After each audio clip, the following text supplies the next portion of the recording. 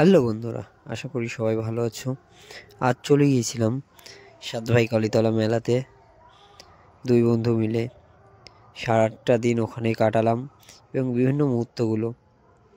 এখন গোপালনগর স্টেশন থেকে ট্রেন ধরে আমরা বেরিয়ে যাব বনগাঁর উদ্দেশ্যে। ওখান থেকে টোটো নিয়ে যাব সাতভাই কালীতলাতে। চলো দেখতে থাকো পুরো ভিডিওটা, কেমন লাগলো জানাবে।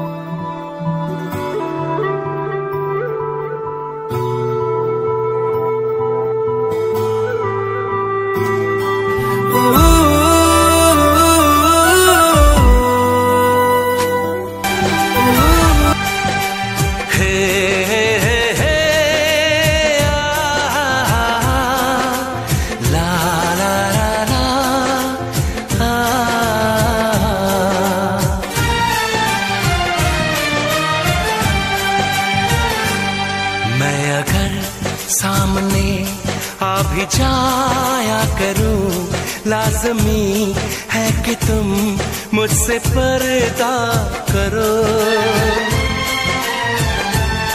अपनी शादी के दिन अब नहीं